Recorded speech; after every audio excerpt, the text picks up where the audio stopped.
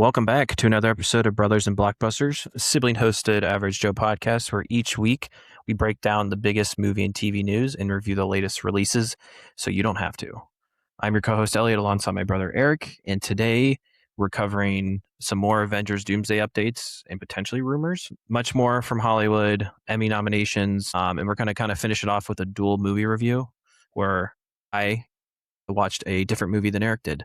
I watched Good Luck, Have Fun, Don't Die, and Eric, you watched Rogue One, a Star Wars story. So different movies. We're both going to be talking differently. I don't think either of us are really going to spoil things, although Rogue One is kind of, if you've watched Star Wars, It came out 10 years. Spoiler. Came out 10 years ago, so. Yeah, and it's a prequel, so. But anyways, you ready to get started? Yeah, let's go. Episode 11.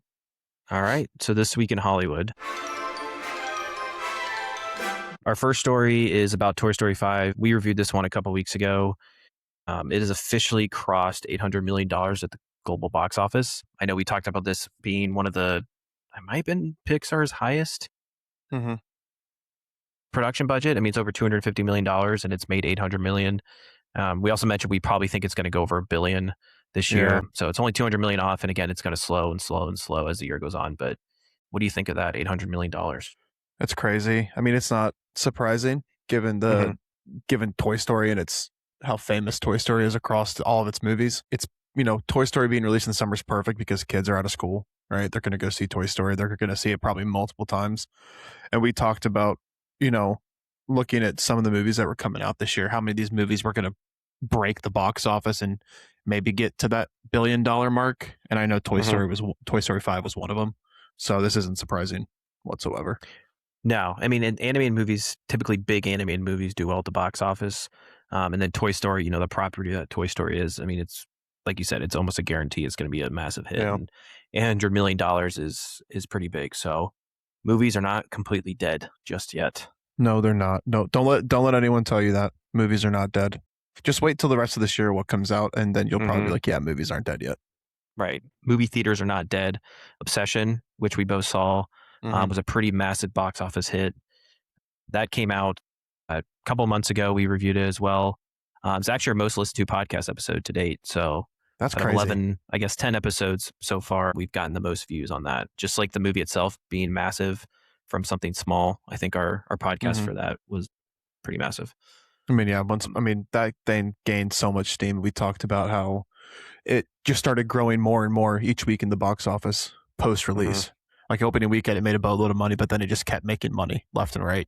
So being able to know, like everyone's talking about Obsession. Like everyone, all my friends that were asking, like people I work with, hey, you guys going to review Obsession? And we're like, yeah, I think we're going to.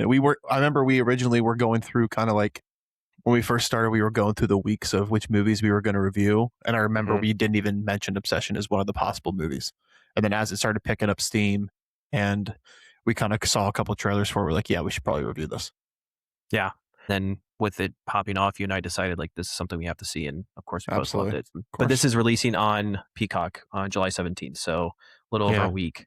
It'll be fully streaming for people to watch. Yeah, I'm definitely going to throw that on and watch it again just to see if I missed anything. Because we talked about, especially I think horror movies in particular, you might miss things, little Easter eggs that you didn't probably see the first time go around.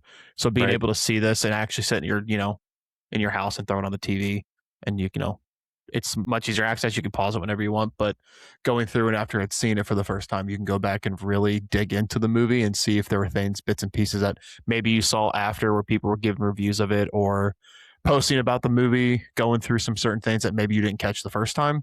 You'll be able to see this now. So I'm excited for that. I'll probably throw that on at some point in the next couple of weeks. Yeah, and it's not a super long movie either, so you can churn that out pretty quickly if you don't have too much time. But yeah, Peacock, July 17th. Next, Alien Earth Season 2. So this was the FX show. Season 1 was just last year. Season 2, which got confirmed, I think, late last year, is now filling, according to Deadline. So I know you haven't seen it, right? No, it's just another list of shows. I think I have if you can see it, I have a little note card here of all the shows I need to watch and the episodes. So got to add that to the list. Yeah, it's a great show. We've probably seen most of the Alien movies, especially, the original and Aliens 2, and then, the recent ones, Prometheus and Alien Covenant. And then what was the it was Alien Romulus. Romulus. I really like that one. I like that one too. So it's this first season of Alien Earth was really, really good. When does this? Can you remind me? When does this show take place in that movie universe? So it's supposed to take place in 2120, and essentially like the Earth itself or the world is governed by like giant corporations. It's set 2 years before the events of the first Alien movie. 2 years before. 2 years before first Alien was set. But yeah, it's interesting because again, it's Alien Earth, so there's going to be aliens on Earth. This xenomorph specifically. And it's never really mentioned in the first Alien or some of the subsequent movies that there are aliens on Earth, or there were. So again, I don't think they're retconning anything, but I think the story just gets that more interesting and intriguing when you add this stuff to actual Earth where people are living. So highly recommend it. It was really good first season. So I'm happy they're underway with season 2. Yeah, I'll probably get that going here shortly just to feel like I'm knowing what's going on, especially when season 2 comes out. So yeah, Alien Earth now filming season 2. Next, a little bit of Marvel talk. At the end of this month, as you know, and many people know, Comic-Con, San Diego Comic-Con is taking place.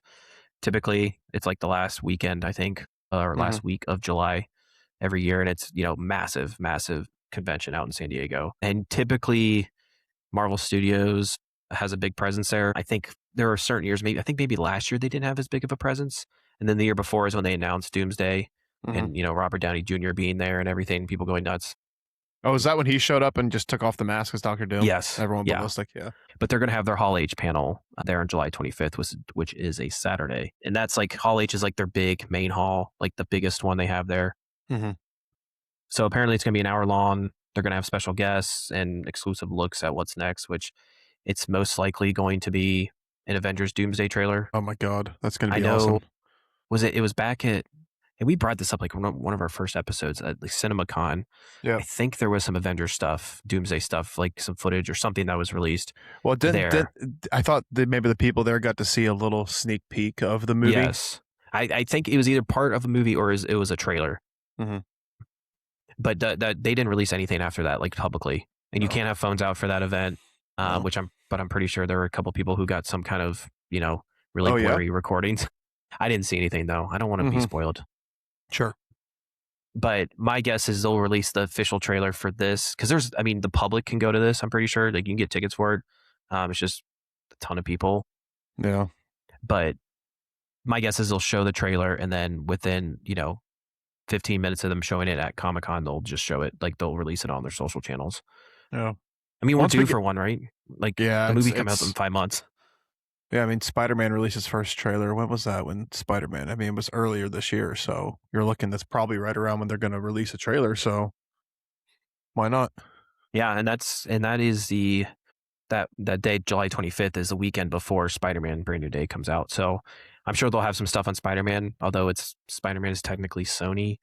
So I don't know how much Marvel's able to share with that, but there's got to be. They have to release it so that and this makes perfect sense, when Spider-Man comes out the following weekend, they'll have the Doomsday trailer playing before that, right? Yeah, I mean that's going to be crazy. I do have high hopes for this, but you never know with any of these movies. It's been a while, so we'll see. There have been more leaks for this supposedly, what you got for me? I have not seen anything, and I don't want to. But there are leaks like. And I won't get anything, but some parts of like battle scenes and some of the main characters that we haven't seen. But you haven't seen it. You haven't. You gonna spill the beans? No, I don't. I haven't. I don't know. I don't know what it is. So there are major leaks, but you haven't seen any of the leaks. No, because people post about like, oh my gosh, Doomsday trailer got leaked or parts of the movie got leaked, but won't like spoil anything. It's like if you want to know, then follow when it's specific accounts or just Google it. But I don't want to know. I want to be surprised. Okay. So. Yep. Works for me. So that's a Marvel update for this week. Another bit of news, there's a new trailer, or I guess not really a trailer, it's a teaser. It's like a 30-second teaser for Godzilla Minus Zero. So this film comes out in November. This is the sequel to Godzilla Minus One, which came out in, I think it was 2024. You went and saw that, didn't you? You loved it. Dude, it was awesome. It was really cool. It was the most successful Japanese Godzilla film of all time, and it did win an Academy Award. It was 2024 Academy Award, so won Academy Award for Best Visual Effects. And it was, I believe, it was on a really, really cheap budget too. Like the visual effects was on a really cheap budget and they made it work really well. I don't think I've heard a louder Godzilla and a more menacing Godzilla than this one. But yeah, the sequel, which takes place apparently a couple years after the original, 1949. The first one took place in 1947. This is directed by Takashi Yamazaki, who did the first film, and then the two main leads from the first film are back as well. So basically getting the band back together for this. Sweet. And do you know if the first one's streaming right now anywhere? It is definitely streaming. Looks like that may be on Netflix. But yeah, I mean, it was fantastic. It was. I remember. Hey, there's my word. Fantastic. Fantastic. I think I did a Letterboxd review for it. Maybe not. I don't know if I was doing Letterboxd back then, but from what I remember from the movie, it as good as Godzilla was and as menacing in of the story it was, you didn't need necessarily Godzilla to make it a great movie, because it's like post World War II in Japan and recovering from that and like trauma and PTSD and things like that. So it's very good. So I'm excited about that. You did do a Godzilla -1 movie review. I'm going to read it live. I'm going to read it live on air. Yeah, do it. What did I say? You gave it a 4.5. Blown away. Easily the best Godzilla movie, but it's not just because of the menacing monster. Oh, I said the story again. Yeah. The storyline is incredible. A Japanese kamikaze soldier dealing with World War II PTSD and struggling to forgive himself is a great movie within itself. Adding in the element of Godzilla makes it even more dramatic and higher stakes. Will there be a sequel? The box office sure is proving there should be one. Go see it in the theater. This is meant for the big screen. 90 out of 100. All right. There we go. And there's awesome. There's Elliot's Letterboxd movie review for the week. I should get back to some like actual reviews, because I just post like our score breakdowns. Yeah, you should, because they were hilarious. I know. I got to get back to it. But I did. I think you showed me that one time, like somebody had tweeted or like made fun of people who just post like one-liners or something in their Letterboxd reviews. Yes. And, like you have plenty. Yeah. Plenty. So that's exciting. I need to watch the first. I need to watch that then. Yeah, watch it on with your sound bar and everything. It'll shake the room for sure. Sick. So second to last bit of news here, and of course we didn't mention it last week, but we have more Batman Part 2 news. Yes. Robert Pattinson just confirmed that he has started filming, and that was via ET Now, July 6th. So a little less than a week ago, but he has confirmed he has started filming. This might be the year of, I mean, Robert Pattinson, I'm going to touch on it at some point once we get into, if I ever decide to review the drama, because that's coming to HBO, I think July 1st. If we ever have a down week. That's a Zendaya movie, right? Yeah. If we ever have a down week and we don't have like this week where we didn't really have anything, I might review that movie. But Robert Pattinson has just elevated his game. Because everyone for the longest time said, oh, yeah, he played Edward Cullen. He was Cedric Diggory. He's going to be like this, middling actor playing these cheesy, not really cheesy roles, but you know what I mean? Just like not like paycheck roles. Yeah. And between some of his last few movies, I mean, Mickey 17, The Batman, obviously he's starting The Lighthouse. He's started he's a very good actor. Yeah. And he really plays the Batman really well. And I'm excited for this. Obviously, now that they're filming, like we talked about, I can't wait for more stuff to come out about this movie. But I'm very excited, and I know we don't have it in here, but I want to touch on it really quick before we get into the reviews. That Dune Part 3 trailer, did you watch it? Yeah. Holy shit. Yeah. Like, it's epic. Epic. Based on the trailer alone, obviously we have super high expectations, but with this cast of actors and actresses and the way this movie is shot, Denis Villeneuve does such a good job of his cinematography in each of his movies. I can't wait for this movie. And I try to look at like landscape, like long term when I know what movies are coming out. I have a sneaking suspicion this is probably going to be a top 3, top 2, maybe even my number 1 movie of the year, just based on and that's just based on the trailer alone, right? Once we see the movie, and we'll give it our scores and stuff like that. But based on that trailer alone and the first trailer, I mean, it looks phenomenal. Looks phenomenal. Yeah, I haven't heard. I mean, hasn't been. Like the review embargo hasn't been lifted yet on the Odyssey, but what I've heard from like the premiere is that is an epic movie that is going to be similar to Dune, where like you have to see it in the theater, see it in IMAX, or whatever screen you can. So I feel like those two are going to be battling each other for best movie of the year, and I'm okay with that because I'm really excited to see both. Maybe Chalamet will finally get his Oscar. Yeah, finally get his Oscar. What is he, like 26, 27? Well, he's had so many good roles in the last few years. And I thought last year was going to be the year where he got it from Marty Supreme. But I honestly, and then I think he was nominated the year before for the Bob Dylan movie. I thought he was better in Dune Part 2. Like, I thought he was better. They both come out the same year. Yes. Okay. And he was nominated for, but I believe I was listening to another pod. I believe they lifted that. I think they lifted it coming for the next, I don't know if it's going to be for this upcoming Oscars or the year after, but if you can be nominated more than once for multiple roles. Gotcha. Because they haven't in the past. Like they said, all right, which one got more likes? Like I think maybe, if it's like you're in the top 5 or top 6 of votes, I think maybe like his Complete Unknown was in the top 5, but then his Dune Part 2 was like, if he's in the top 5 for both those roles, he'll be nominated for both roles. Okay. Yeah. Which I'm all for, but we'll see what happens. I'm excited. I think that movie's going to be, I just can't wait to see it. Yeah, dude, I'm really excited. It's probably going to be, like you said, it's probably going to be the best movie of the year, but until we see it, that's like the last couple weeks of December. So you're going to have, and I know you see movies and we'll both see like 2026 movies in 2027. Correct. So your final rankings won't be out until the Oscars probably. Yeah, it's usually when I do it. Yeah. So, which by the way, I think we should do something for that. Like, not like maybe a live stream or something, but something fun where we get like a little like gathering or like a watch party or something for the Oscars. I know we don't love like the shows, but to be able to like, yeah, we could do that. We could do like a challenge where we can submit picks for the top 10 categories. Remember one year you and I we did our own picks and we bet like a 6-pack or a case of beer, and I think we both tied because we both missed one of the 20-something nominees. I can't remember that, but no, I think it'd be fun. I think that's something we should definitely look into.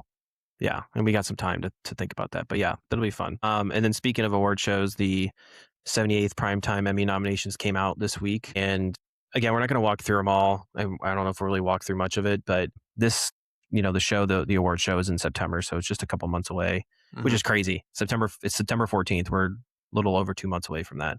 Yeah, that's weird. Yeah, it doesn't feel like we're in the middle of the summer. But just a couple of details on it. The Pit, which has taken the world by storm the last couple of years, that has the most nominations with 12. Or sorry, I guess it says major, The Pit has 12, and then total 25. So like the major categories, it has 12, but total 25. Nothing too crazy sticks out. We have, outstanding comedy, which the Emmys has like, they have their outstanding drama, outstanding comedy, and then a bunch of other smaller categories. But it's what we've come to see the last few years. Like The Bear is nominated for outstanding comedy, which that's kind of not perplexing to me, but The Bear is technically a comedy, but it's really more of a drama. It's a little dark comedy, I guess. I don't know. Only Murders in the Building, that's a popular show that's nominated. I know outstanding drama series, you're a big fan of Slow Horses. That's Slow Horses is, Slow Horses in there. Pluribus, we talked about Pluribus, another Vince Gilligan show that we really enjoyed. Night of the Seven Kingdoms, the Game of Thrones show. Right. That's some good list of shows in there. I've seen probably, 3 of those. I've seen Slow Horses, I have seen Slow Horses. I've seen Widow's Bay, outstanding comedy series. Fantastic show. It's funny that they put that in the comedy because there is a bunch of comedy within that show. It's more like horror thriller, but there's a bunch of comedy in there. Yeah, Slow Horses. Gary Oldman, it sucks because he's in, the nominations with Noah Weil, who's the main lead in The Pit. And he's probably gonna win again. But Gary Oldman in Slow Horses, dude, is you can't say anything else. Gary Oldman's fantastic. Yeah. I gotta watch it. I know you talk about how good it is, and again, it's one of those things. It's like it's on the back burner. It's on my list, and I got to start doing that. Like I don't as much as I used to, like where I throw on shows that I've seen a million times. If I want to focus on something, then I will put on something that I haven't seen because I'm really trying to expand the palette a little bit. Yeah, well, the nice thing about Slow Horses is only 6-episode seasons, and there's only like 5 seasons right now, or maybe 6. But it's a great show, and I'm telling you, once you start the first couple, you're going to be hooked, and you're going to watch them within a couple days. Okay. So nice. It's a show that if someone asked me like, hey, recommend like 3 or 4 shows to someone who hasn't seen any TV shows lately, Slow Horses would be in there. Yeah. Okay. Nice. So, a couple other things. Outstanding lead actor in a comedy series. Yahya Abdul-Mateen II, who's in Wonder Man. He's the main character as Simon Williams. That's cool to see. I really like that show. Miley and I watch that together. It's not your typical superhero show in terms of like, there's not always a ton of fighting and a ton of power and all that, but it's slow burn, but I think it's really good, and like how it ended. So that's pretty cool to see. And I think that's really it. There's Matthew Reese and Widow's Bay, dude. Telling you. Yeah, Widow's Bay I've seen here in a few times. Jason Segel and Shrinking. Have you seen It's another Shrinking? show. No, it's another show that I've wanted to start. Apple TV is putting out so many quality shows, but like we talked about, there's just so much, right? It's just so much. You only have such limited time, especially with how much you and I are into sports, right? It's just there's limited times, and when you're getting into bed and you want to throw something on, you just kind of throw on, Old Reliable. You throw on Friends or New Girl or something just to kind of have on in the background. Right. But it's just so much time, and there are a bunch of shows on here that I want to get into, but it's a who's who. It's a list of, like Mark Ruffalo's in there from the show Task that's on HBO, outstanding actor in a lead drama. Kerry Russell in The Diplomat, Rhea Seehorn in Pluribus, Zendaya in Euphoria. So it's a good list, and there's some really good shows, and it's just I think it shows, there's a lot of good content out there right now. Yeah, especially in the TV show universe. Yep, and that was kind of my last point I want to talk about before we get into our reviews is the number of shows that are getting the most nominations here are streaming shows. So it's, for the most part, it's no longer your cable television shows. Yeah. Like The Pitt is HBO Max. Hacks, which has 24 nominations, is on HBO Max. Widow's Bay, as you mentioned, is Apple TV. Pluribus, Beef is a Netflix show. DTF St. Louis is an HBO show. The first show, Saturday Night Live has 11 nominations, one major nomination. That's NBC. But in terms of like non-live, non-sketch comedy shows, I believe it is Abbott Elementary. Yeah, Abbott Elementary has the most nominations for a show that's on like TV, which has 7 nominations. Which that one's been up there for the last couple of years, and I know how good of a show it is. It's like your classic sitcom. Did they do a crossover episode with It's Always Sunny? They did 2. Yeah.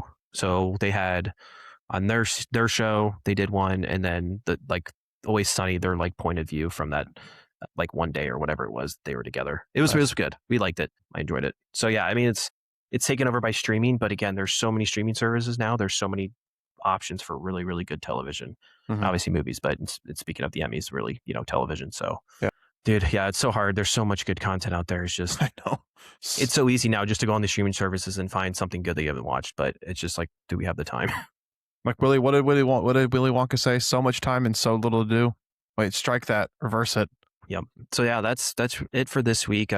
We covered a lot here, but a lot of good stuff though to talk about. You ready to get into the main review? Yep. Main review time for the both of us. 2 separate movies, so this should be fun.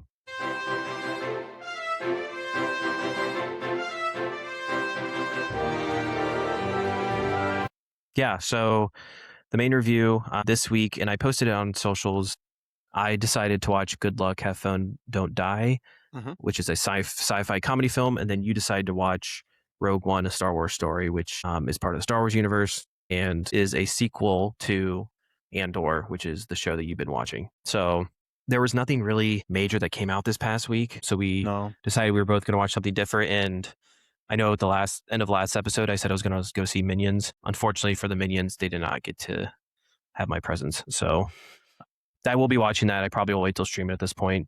Just with scheduling stuff, I couldn't really get to the theater. So I was trying to find a good 2026 movie that was streaming. And there's a bunch of them already, but I thought this one seemed interesting, and I had ideas of watching it in the last couple of months, just never got around to it. So I think it was a good time to dig in. You want me to go first and I'll do my review and then you go through yours? Okay. Perfect. Like we mentioned off the top, I'm not going to get into spoilers for this. I'll try to give like a non-spoiler review just because, again, it's 2026 movie. It came out a few months ago, and try to give you my recommendation for it if I have a recommendation for it. But then Eric, you'll kind of get into Rogue One, and that's kind of like, there's no real, there's spoilers. So because it's kind of a prequel, it's like sandwiched in between a bunch of Star Wars content. So feel free to say whatever you want. So Good Luck, Have Fun, Don't Die. This is from director Gore Verbinski, who has done, I think, are there more than 3 Pirates of the Caribbean movies, or are there just 3? No, I think there's more. Okay, he did the first 3. I know that for a fact. The first one being a classic, and then the next 2 are fine, but not great, but not horrible. He did The Ring back in early 2000s. Yeah, that was, you sent me a clip of that, I think, a couple weeks ago. Yes. Of like the first scene of the movie, that like 10-minute scene. So scary. Yeah, we watched that before quickly. Ellie and I got our mom to rent that movie when we were like, God, I was probably 10 and you were like because 8. I think it came out in 2002, so 2003 is probably when we saw it. I was 8. Dad was out of town on a conference, so you, me, mom, and Elise, our sister, watched it. And there was one horrifying scene in there, and we were all scared. And we turned to our mom, and instead of comforting us, she screamed because she was scared. And then we ran upstairs, got to mom and dad's bed. I think you and I put on SpongeBob, and Elise was in her room playing with her dolls, crying because she was scared. So that's our experience with The Ring. Yeah, and eventually, as we got older, I watched it, and I saw the second one. I remember seeing the second one. You meet Grandpa. Yes, yeah, in theaters. We saw that in theaters. Yeah, when we were staying with our grandparents, and I was still scared after that one too. Great movie. Yeah, I remember not sleeping well after that. But yeah, great horror. So Gore he directed that. Lone Ranger with Johnny Depp several years back, and then Rango, which is the animated one. I think it's like the lizard guy or something. Yeah, it's a little lizard thing. Yeah, and I think it won. I might have won an Academy Award for Best Animated Film. Nice, if I'm not mistaken. But yeah, so Gore directed this, written by Matthew Robinson, who's done a plethora of different things. The main cast, so Sam Rockwell is like the main lead for this movie. He is known as the man from the future, doesn't have a name. Haley Lou Richardson plays Ingrid.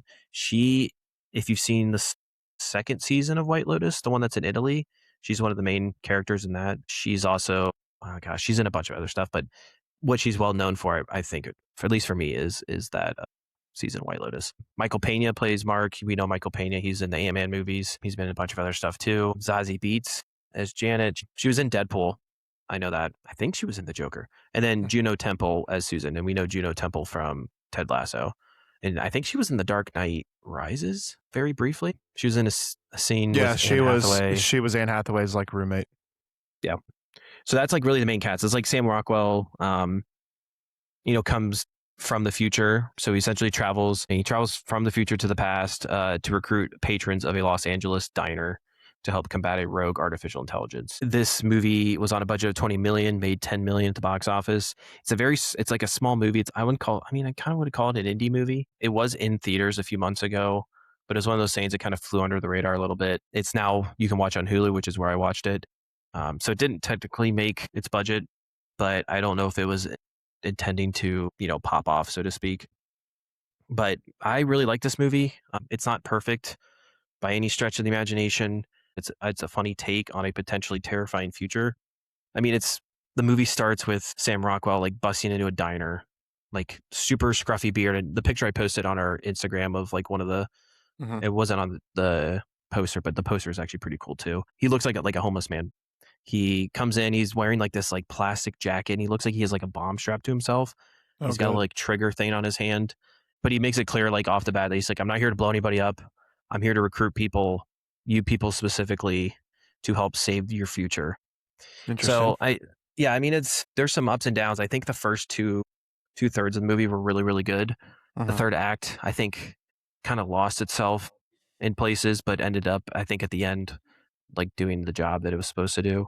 And the overall idea is that AI is transforming super fast, and that we really need to kind of take a step back and assess the future before we blindly, trust AI. And I think it was Gore, the director, had mentioned they wanted to make this movie, like they wanted to speed up the process of development for this movie because of how fast AI was developing. That they're like, maybe if we don't make this in a couple years, then who knows what the story will be. And again, it's not like supposed to be like dramatic or like doomsday scenario kind of thing, but it's just like AI is changing so fast, so let's get it out while it's still obviously super relevant and relatable, I guess. But I thought, at least, kind of taking that idea of AI is like kind of evil, but we need to like assess it before we really trust it. Thought that worked well. And then Sam Rockwell was just unhinged in this movie in kind of a good way. His comedic timing was really good. I mean, this is supposed to be a sci-fi comedy movie, but there are definitely dramatic points in it. And then I think some of the comedy didn't hit as well as I think they were intending it to. The jokes do hit, but it wasn't like I laughed out loud. Like that was so super funny. I was like, I get that, good one. And like I mentioned, like the first two films of the movie was excellent, but the last third kind of lost me a little bit. They kind of started to trail off in different directions. Part of the movie as well is they gave, like, the main characters all had their own little backgrounds. So throughout the movie, they would go like back in time, so to speak, to like maybe a couple days or a couple years before the events of the film to kind of give them a little context, a little character development. It was fine, but there was just a lot of different pieces all moving together, and at points I don't know if it exactly hit well. It's kind of a bumpy ride to the where they got to the what they wanted to at the end of the movie, but it was kind of took a little bit of a bumpy kind of road, like a horse and Jasper vehicle type of drive. Yeah, it was initially like a a smooth, like newly paved road, Sure. and then it started to get a little bumpier and bumpier, and the car started to fall apart. But then by the end, the road was smooth again, and I was like, oh, okay, like Gotcha. the car is going to survive and going to be fine. Good analogy. Okay. Yeah, I thought like, and I have this term in here. I thought there was a little too much pizzazz. Pizzazz. There were some quirky parts of the movie, Uh. like I said, like AI is a huge part of this, and it's just like there's scenes where like the high schoolers are just glued to their phones, like literally just staring at it, like no facial expressions. Michael Pena in this story is like a substitute teacher, I think, and he comes into the classroom and is trying to like teach a lesson, and all the kids are looking down at their phones, Oh, and great. he's trying to like you need like he's talking about a certain book. He's like, this book's important, and somebody in the back of the room is just like googling the book and like, oh, it's I don't need to read the book because I can just look it up and have the answers to whatever test they're going to take. Interesting. But I thought like they were kind of glued to their phones, and it was while realistic, it was a little over the top. Which I mean, it's a movie, right? So that's kind of the goal, is what they're trying to accomplish. But I think throughout the movie, it maintained course of what they were trying to get to, and then, like I said, it kind of got a little bumpy. Like it was a 2 hour and 15-minute long movie, I think. Oh, damn, that's decently long. It probably could have been hour 45, because like that last act, that last third, you probably could have cut some fat from it to even get to the end goal of where the movie ended. But I think overall, though, I did enjoy it. It was a fun movie about a potentially scary future, but again, it didn't hit perfectly. And I'll give my score really quick here before we get to you. Would this be a watch now, watch later, watch never? It is on streaming now, so typically we'll give this rating if it's something we've seen in theaters, like go out and see it. But in this context, I would say if you love Sam Rockwell, then watch this movie, because he's a guy who's just fun to watch, and his actions are pretty funny. But I would say probably watch later. I don't know if it's a necessarily watch now. I mean, it's on streaming now, so the availability's there, but it's going to be on streaming for the long term. So if it's something that's you're looking for a movie to watch and you want some kind of sci-fi funny comedy, then yeah, throw it on. But I think you can watch later. Okay, but definitely not All right. watch never. I think you should watch it. Okay. But yeah, I gave it 80 out of 100, and I'll go really quick through my categories here. I think what was the like lowest point for me was the story and script. So we have our primary categories. There's two primary categories. They're out of 25. So story and script, I gave a 19 out of 25, and then characters and acting, I gave a 20 out of 25. Okay. So it's a 39 out of 50. And then my secondary categories, these are all out of 10. So there's 5 of them. They make up to 50 points. Direction, execution, I gave a 7. Entertainment value, gave a 9. Originality and creativity, gave it a 9. Emotional impact, I gave it a 7. Because I mean, it pulls some strings at some points, but it's Sure. Some of it, I don't know if I wouldn't say it's unwarranted, but some of it was just like, I don't really feel that much. And then personal bias and enjoyment, I gave it a 9, because I really did enjoy it. Yeah. And it did go off the rails a little bit too quirky at points, but I like that kind of stuff. I kind of like everything.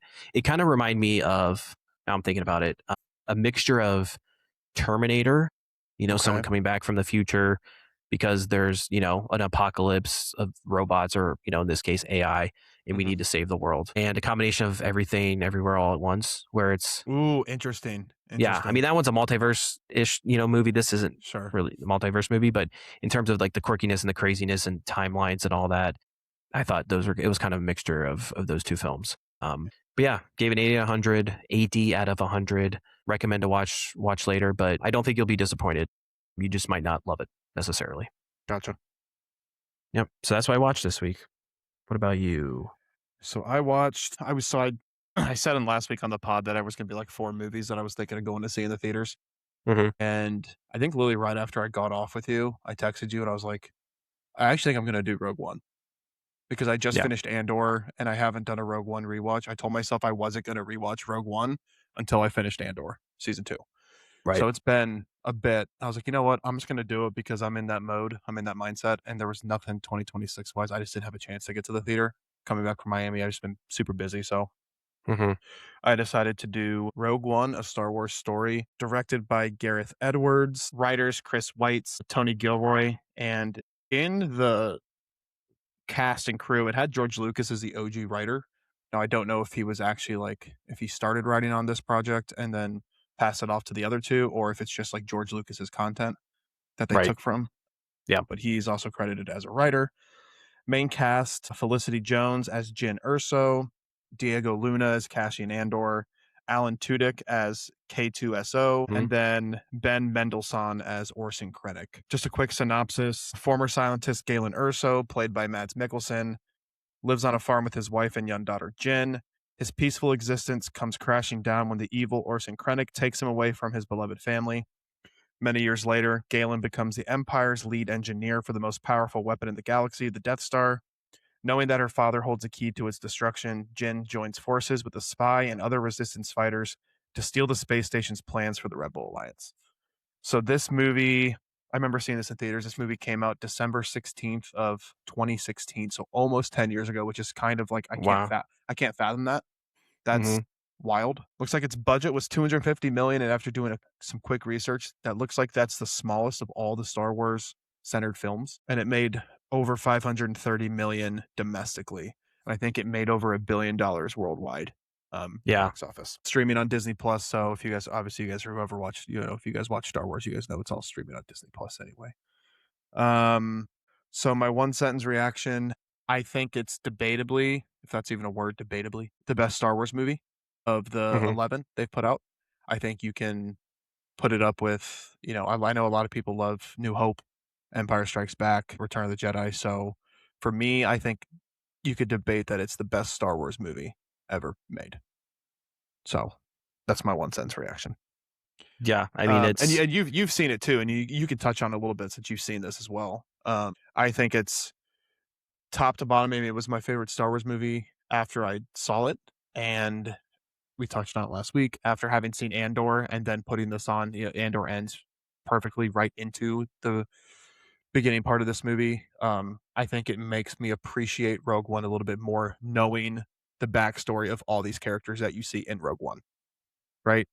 You spend 2 whole seasons with Cassian Andor. You spend 2 whole seasons with Mon Mothma, and she was barely in Rogue One, right? You don't really. She's on the periphery. And Orson Krennic, obviously of the Empire, he's in here a lot. Commander Draven, he's in. You see him a decent amount in season 2 of Rogue One, and then you get little side characters like K2SO, the Imperial droid, Empire droid. That was cool. How in Andor, when they're on Gorman and those things were set on him, and they ended up capturing one of them and ramming him into a cement wall, and then he kind of falls apart. So they kind of take him, put him back together, and reset all of his things to make him, good. So I like that part of. I think it really did connect seeing Andor and then watching this. I really think it helped me appreciate Rogue One as a movie more. I think the characters, the acting, the story, the script, everything about this, like we touched on it again. I'm gonna touch on it. Good last week. I like, don't get me wrong, I love the OG Star Wars stuff. I love the lightsabers. I love the Jedi. I love, seeing Darth Vader, seeing Luke Skywalker, Han Solo, like all that stuff. It's fantastic. Being able to see a different side of it without the lightsabers until the end. Being able to see all that, how it works. It's a great drama. It's a great thriller. It just gives you that Star Wars itch without going back to the original Star Wars content that you see in pretty much every other Star Wars film. Yeah, right? For some people, they may not like this movie. They may not think they want the lightsaber battles, they want the Force, they want the Jedi, they want everything that comes with a prototypical Star Wars movie. But I think if you just love in general the Star Wars universe, this movie is perfect. It's perfect. Yeah, I think it gives a lot more depth to the Star Wars universe around it. Because it is a prequel, it's something that was filmed after the sequel stuff and then the prequel stuff, that you have to fit a story into it that works because you already have content that came before it and content that came after it. But to be able to get a little more in-depth detail, and you get more of the drama side of things with this because of you really do realize how much sacrifice these people went through to be able to get the plans to destroy the Death Star. Because you see it, at the end of New Hope, the Death Star getting blown up, but there was so much work that went into it. It wasn't just Princess Leia receiving a little note saying we have, the plans. Like, Correct. there are it shows how many lives were lost and how much people had to sacrifice just to have a chance. Yeah, and I think for me, right, this movie was so successful and so people gravitated towards it that they literally created a prequel show to show how they got to Rogue One, which is Right. It's I mean that's A prequel insane. to a prequel. Yeah. I remember watching Rogue One for the first time, and then a few times after, and I wasn't like terribly a big fan of Cassian Andor. If you had not seen Andor, obviously that didn't come out yet. Watching Rogue One, you're kind of like, who is this guy? Why does he seem he seems kind of like a dick, right? He's just very like passive. He's very just like upfront, kind of rude. And then you see Rogue One, or you see Andor, and you're like, yeah, Cassian Andor might be my favorite Star Wars character of all time. Yeah. Right. So the one thing that I think, I mean, everything worked for me, the story, the script of how they went about, trying to get the Death Star plans to get to the Rebel Alliance, to get them to destroy the Death Star. The whole journey they went on in this movie, I thought was incredible. The writing, the score, the cinematography was just awesome. The side characters, I don't want to mispronounce his name, but the blind guy and his buddy they found on Jeddah who came and helped them. The pilot Bodhi, I can't think of his name off the top of my head, but he's in Sound of Metal as the main lead. Yes. Riz Ahmed. Yeah, Riz Ahmed. Like, the characters in here were fantastic. I mean, Felicity Jones was awesome. Diego Luna, I mean, he speaks for himself. Like, what more could you want? So I thought all that really worked, and it really did a good job of piecing all this together to see what went into them stealing the Death Star plans. But the one thing I think, not a lot didn't work in this movie. I think very minimal things didn't work. I think the one thing after seeing Andor, which is why I appreciate Andor so much, is you kind of just touched on it. Like, you get to see like the rebellion, but it's just like in every other Star Wars movie, it's just there. Oh, the rebellion's already built. Here we go. Rebellion's built. Let's go send this guy to go steal the Death Star plans. Like, you don't know what went into it, which is why I appreciated Andor so much. And knowing, like you said, how much sacrifice all these people had to put in order to get to where they are. So like, you see Mon Mothma in Rogue One, you're like, okay, you see her for a little bit. She's in a couple scenes. Oh, she's one of the rebel, the Rebel Alliance leaders. She's leading the rebellion against the Empire. But if you go back and watch Andor and see everything she had to go through, we see she like turns from the Republic to, being a rebel rebel. I mean, that speech she had in Andor when she's basically calling out Palpatine, like, and then the escape she has to go through, like, all of that. It just made me appreciate this movie so much more. But that's the only thing I think really didn't work, was just the lack of understanding what the rebellion did, right? It's just kind of there. But again, that's what's going to happen, which is why this movie was so successful. That's why they created Andor. I'm not going to get on another Andor spiel here, but I really loved the way Rogue One finished. I think it was epic. And then, my God, that the last 10 minutes of that movie, 5 minutes of that movie, with Darth Vader coming upon the ship, and you just hear the alarm bells going off, and all of a sudden, like, all the soldiers are just standing there looking into darkness, and then you just see the red lightsaber light up. Like, that's so and sick. you could see it, like, moving around, just the red. Yeah. My God, he's just going at these dudes, and they're like, I remember I was watching, I finished it a couple nights ago, and I'm just like, this guy almost didn't get the plans to another guy. Darth Vader almost got him. Yeah. And then get in there, and then you see see Princess Leia, and then obviously, she puts it into R2D2 or C3PO and R2D2, and she sends him in a pod, right? And that's how New Hope begins, right? Just incredible stuff. And I mean, it's my favorite Star Wars movie, but it's just hard for me if people who genuinely like, I can understand people who appreciate this movie, but if you're out there and you're like, I don't like this movie, I don't think it's that good, I think you need to do a rewatch or just do some self-reflection because this movie is fantastic. Go watch Andor, get into Andor, and then put this on, and I think your experience is going to be a million times better. Better. I mean, the critiques of it could be it's a little boring, it's a little passive, and it's a little bit of a slow burn, but again, that's kind of what this was intended to be, right? Like, it's just showing the the slow build of the Rebel Alliance and Yeah. getting through that. So Yeah, so I think if you initially didn't like this movie, thought it was too much of a slow burn, I think if you watch Andor and you can get into Andor and watch that and then put on Rogue One, I think you're gonna enjoy that movie more knowing what all these characters had to go through to get to that point in time. So, yeah, I mean, I know you loved it. I love it. It's one of my favorite movies. So what do you got to score for it? So scores, like you did, I'll break it down quickly into the main categories. Story and script, I gave a 25 out of 25. I think it was perfect. I think Okay. everything about this movie was perfect. Characters and acting, I gave a 23. I liked all the characters. There were a couple bits and pieces where some of the dialogue wasn't my favorite. It seemed Yeah. kind of just like short, and they had a couple scenes where it's just like, I don't know if that was super necessary, Mhm. but I mean, it's just kind of nitpicky stuff. So you said 23 out of 25? 23 to 25. And then Okay. the 5 main categories: direction, execution, 10; originality, creativity, 10; emotional impact. If I could give this 100, I would, but sticking to the script of Yeah. our scores, 10. 10. Entertainment value for me, 10.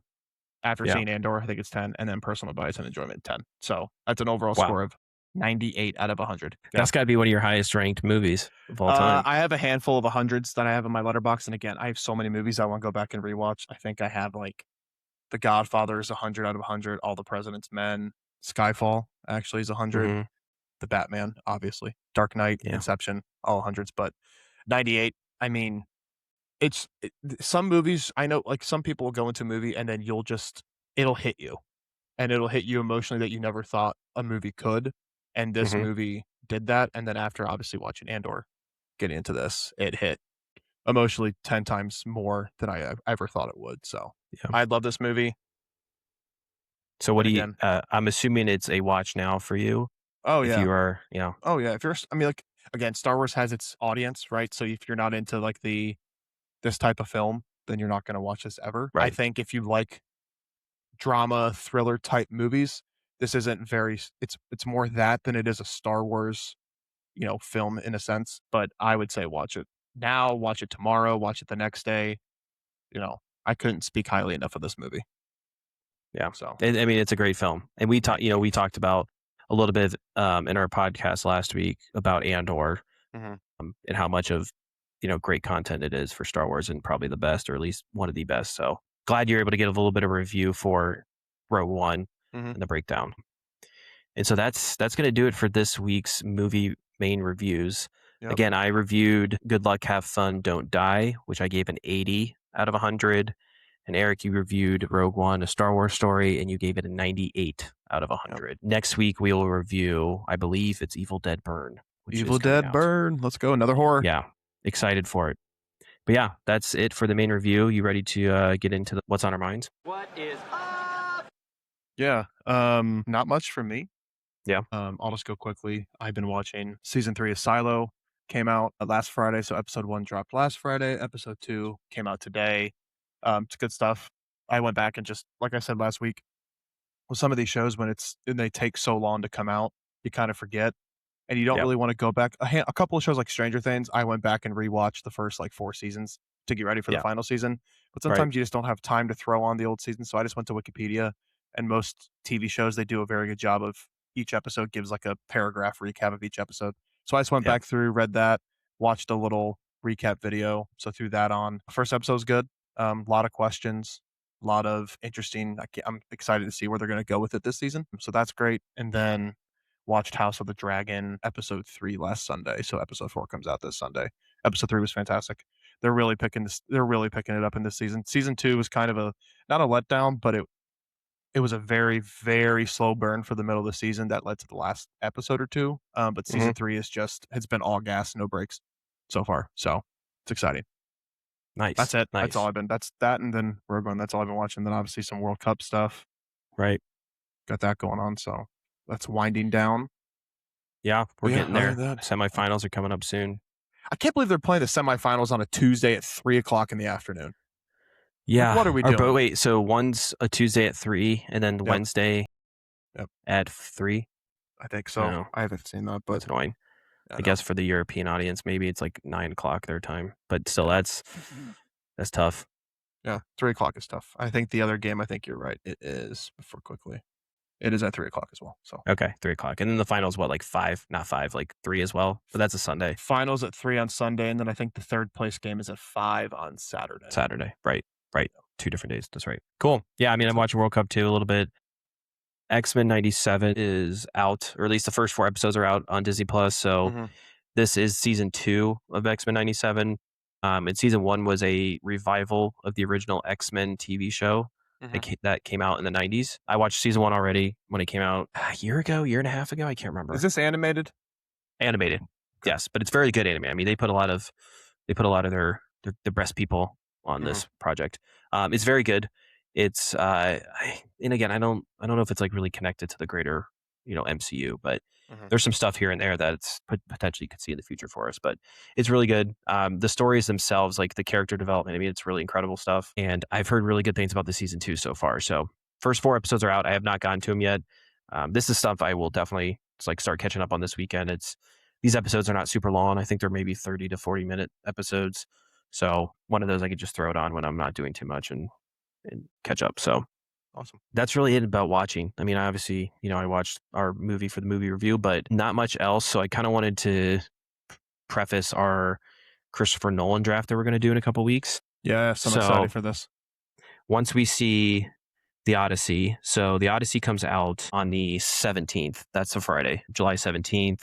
So that weekend, we're going to see it.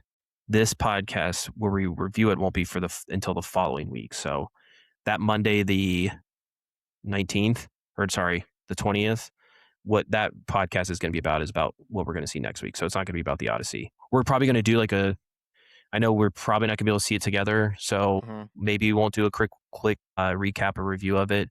Maybe we will. I'll try to figure that out. It should be but we'll give people some time to see it. Because Monday the 27th would be that episode for The Odyssey. Correct. Monday the 27th is when it'll be released. So give people, I mean, again, we're your average Joe podcast, right? Like we're not going to be able to, at least right now, to be able to do this quick turnaround of seeing a movie on opening weekend and then record the podcast and then have it out on Monday. We're going to try, eventually, but we'll give people, some time. But anyways, for this draft that we're going to do is we're going to draft Christopher Nolan's best movies. Or not Christopher Nolan's best movies, just Christopher Nolan's movies. Yep. And then we're going to post on our, our accounts to say who has the better movies or who did a better draft. Yep. So I think he has 13 movies. There's a movie, his first film, but it wasn't, again, this is just my opinion, it wasn't super memorable or super long or anything like that. So we're not going to use that. And to make it for even numbers, we're going to use his 12 movies. So Memento, which was 2000, Insomnia 2002, Batman Begins 2005, The Prestige 2006, The Dark Knight 2008, Inception 2010, Dark Knight Rises 2012, Interstellar 2014, Dunkirk 2017, Tenet 2020, Oppenheimer 2023, and then currently The Odyssey 2026. So yes, we'll have to decide how we want to start the draft. Who's going to pick first? Maybe a coin flip. We'll have to see about that. But yeah, we're just going to draft his movies, and then hopefully, not hopefully, but there might be a winner who had the better draft. So yeah, we'll put a poll up, and you guys can leave comments on our TikToks, Instagram, our posts. We're going to probably do a snake draft. So whoever picks first, like if Elliot picks first, I'll pick second and third. Elliot picks fourth and fifth. I pick sixth and seventh, and so on and so forth. So. Yep. So yeah, that'll be fun. I'm really excited about that. And I have some of these movies I have to catch up on. Like I've seen parts of Memento. I have not seen the whole thing, so I really got to dig in that. Same with Insomnia, and then The Prestige. That's been a long, long time. The other ones I've seen already. If I get to them, great. But I have some pre-existing knowledge of seeing all of them. Yeah. But would love to see some of these more. Yeah, me too. And then the last thing I want to share, I'm switching out the Apple Watch for an Aura ring. Katie has one. I got it. It came in the mail. So far, so good. I already have a wedding ring on my other hand, so might as well put another ring on my finger. Nice. But I just getting tired of Apple Watches or just watches in general. I want to wear, I want to be able to track my steps and heart rate and activity and stuff and not have to always wear a watch, or at least the Apple Watch. So figured I'd try this thing out. Team Whoop. Oh, you're a Whoop guy. You're like Roy McIlroy, but a bunch of people. Shout out to Alex. He got me on Whoop. Got me a free So that for a couple months. And again, that does the same thing, right? It tracks all the data and everything. Mm-hmm. And then you have, I'm assuming you have like an app that shows you all this stuff. Yep. It tells me my sleep was shit. So like last night it said my sleep was, well, shocking. For little sleep I got, my sleep was 83%, which isn't horrible. All right. Recovery was okay. My strain's not bad. So I need to get my steps in. But yeah, it tells me, hey, it's like you strained a little bit hard today, like take it easy tomorrow. Or hey, you're in peak recovery, like you're all gas, ready to go. So my strain will be, I will say this, my strain will be super high on Sunday when we play golf. It's gonna be super high. It always is, especially with golf. You're It's gonna be like strained. 18. That seems high. It's very high. So yeah, that's we're little fitness gadgets. I'll let you know how this goes. So far so good, but it's nice not to have to wear a watch and always get, a buzz every time there's a text message or something. Super convenient. But again, I'll have to start like kind of monitoring my phone a little bit because it's super nice if someone's calling me or sending me a text that's important. I need to look at my phone, but we'll see how that goes. If you have any questions about the Oura Ring, text Katie. She has one. So when did she get hers? A couple months ago. Okay. Earlier this year. She likes it. Yeah, she likes it. But yeah, if anyone is interested in a Whoop, I know people are interested in these fitness gadgets now. If you ever want a Whoop, let me know. I can refer a friend, and I will get some benefits, and you might get some benefits. So. Oh, look at that! And you listeners out there who are interested in a Whoop, shoot me a DM and get you hooked up. Yep. So that's what's happening what happened with me this week. And that's about it. You ready to wrap this thing up and get going? It's getting late. It's getting late. It's getting late. Yeah. So that's it for this week's episode of Brothers and Blockbusters. If you enjoyed the episode, please follow the show and leave a review wherever you get your podcasts. We're on every platform that you could probably think of. It really does help more than you think. More reviews, more, 5-star ratings, hopefully, gets us more exposure. So continue to push those buttons. If you want to, share the podcast with your friends, your family, your enemies, anybody you know. And you can always reach out to us. We have so many places you can reach out to us. Assuming you're hearing this right now, you're either watching us on YouTube or you're hearing us on one of your podcast platforms. But we try to put in every episode description, everywhere you can see our content. You can reach out to us at brothersandblockbusters@gmail.com. Visit our Instagram page. We also have our website that's listed there. You can fill out like a form and you'll get notifications anytime we drop an episode. But again, if you want to find us, we're on every social media essentially except Twitter/X. We're on Instagram, YouTube, and then TikTok. So we've been posting to like reels all the time, just trying to keep the content flowing. So that's going to do it. Next week, like we mentioned, we're going to review the latest installment of the Evil Dead franchise, Evil Dead Burn. I'm excited for that one. Me too. Like we talked about, you and I love horror movies. Like that's right up our alley. So I'm excited for that one. I haven't seen many reviews yet, but I've heard it's gotten some decent reviews, so I'm excited. Yep, and I don't want to, like we mentioned, we don't want to look too much into those just because we know we're going to see it, and we, this is kind of what we like to see, so we'll just have to do it for ourselves. But that's what we're going to review for next week's episode. So that's it, everybody. Thank you for listening, and we will see you next week. See you next week.